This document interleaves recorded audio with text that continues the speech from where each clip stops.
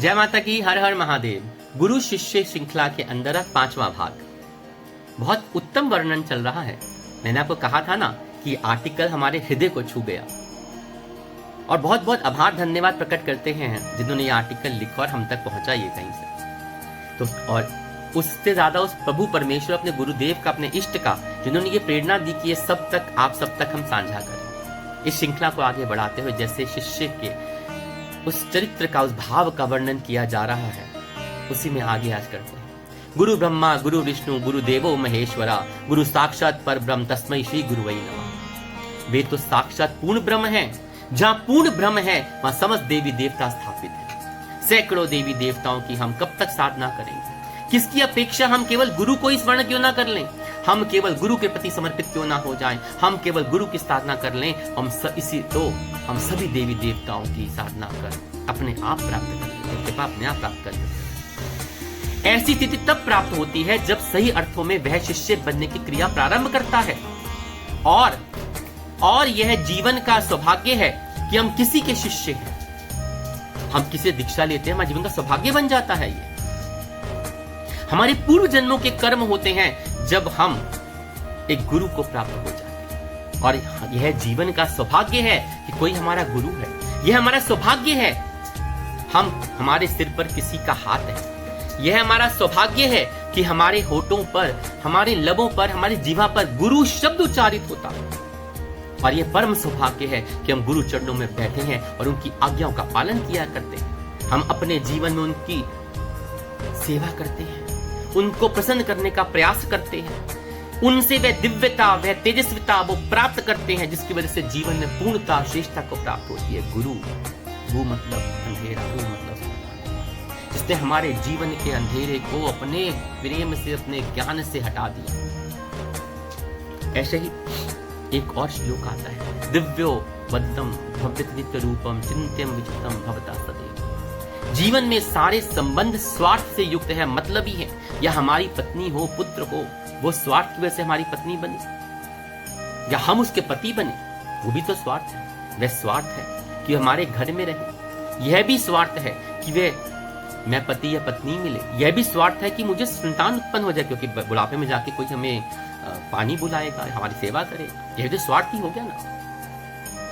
जिस क्षण वह पति या पत्नी नहीं रहता, उनके प्राण निकल जाते हैं, मृत्यु को प्राप्त हो जाते हैं। 4-5 दिन या महीना, 2 महीने रो लेते हैं, फिर वापस उनका जीवन उसी क्रियाकलापों में वैसे ही चलने लग जाता है जैसे जीवन साथी होने पर था।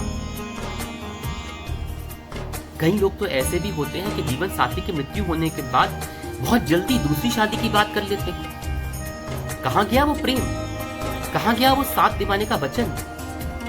कहां गया वो जो आपने सुख में जीवन को साथ बिताया था? बहुत जल्दी भूल गए। और दूसरा जीवन साथी आने के बाद आपके जीवन में वही खुशियां लहरें होने लगती हैं, उसी तरह जीवन चलने लग जाता है। तात्पर्य यही हुआ ना कि केवल स्वार्थ के आधार पर वह संबंध था। पति हो या पत्नी हो, पुत्र का संबंध हो, पौत्र का हो, भाई संबंध हो, बहन हो, स्वार्थ पर आधारित होने लग गया है आजकल का। यदि हम कमा कर देते हैं तो पिता हमारी प्रशंसा करता है। यदि कमा कर नहीं देते तो पिता हमें गालियां भी देता है। यदि हम अच्छे बुरे हैं, और आज के समय में तो हम तो ये देख रहे हैं कि अगर बुढ़ापे में जिस बच्चों को आपने पाला, अगर उन बच्चों को आप बुढ़ापे के अंदर ना दो तो बच्चे ही अपने माँ बाप गाली निकालने लग जाते हैं। तो स्वार्थ ही तो हुआ। हम अच्छे हैं या बुरे हैं, ये कोई नहीं कह सकता। अच्छे हैं, बुरे हैं या नहीं हैं, बल्कि हमारी कामना, और वही कामना की स्थिति अच्छी बुरी होती है। हम कमा रहे हैं, अच्छे हो गए। हम नहीं कमा रहे, हम खराब हो गए। हम आपको जोड़ के दे रहे हैं तो हम बहुत अच्छे हो गए, और अगर हमने वही जोड़ा खुद पे खत्म कर दिया, आप पे नहीं है, तो हम बहुत बुरे हो गए। तो सपूत भी हुआ, बुद्धिमान भी हो गए, या पिता भी बहुत ज्यादा लाडले और बहुत अच्छे हो गए, अन्यथा वो पिता भी बेकार हो गए। तो यहाँ तो हर संबंध स्वार्थ पर आधारित हो गया। पूरे समाज के संबंध आज के इस युग में स्वार्थ पर चल रहे हैं। मित्र हो, पड़ोसी हो, रिश्ते नाते हो, कोई भी हो, मगर एक संबंध ऐसा है जो इन सब से परे है, और वह है हमारे गुरु का संबंध, गुरु शिष्य का संबंध, जहां पे शिष्य अपनी भाव से सब कुछ समर्पित करके, न्यौछावर करके उस श्रेष्ठ पद को प्राप्त कर लेता है, एकाकार हो जाता है। और मैं यहां पे उन शिष्यों की बात कर रहा हूं जिन्होंने सब कुछ न्यौछावर करके अपने आप को एकाकार करके बनाया। मैं उन शिष्यों की बात कर रहा हूं जिन्होंने अपने आप को, अपनी उस बूंद को गुरु के समुद्र में समावित करके अपना अस्तित्व मिटा और गुरु के लिए जीवन न्यौछावर कर दिया। ये संबंध सबसे सर्वश्रेष्ठ संबंध माना जाता है। जय माता। आज ये श्रृंखला का अंतिम भाग, इसको तो जितना मर्जी व्याख्या कर लीजिए खत्म नहीं हो सकता, लेकिन समझने के लिए इतना भी बहुत है। उम्मीद करते हैं कि आपको ये श्रृंखला और ये ज्ञान, ये आर्टिकल जो हमने आपके साथ शेयर किया, ये आपको पसंद आया होगा। अगर ऐसे ही कुछ और भी आप जानना चाहें तो साझा कीजिए।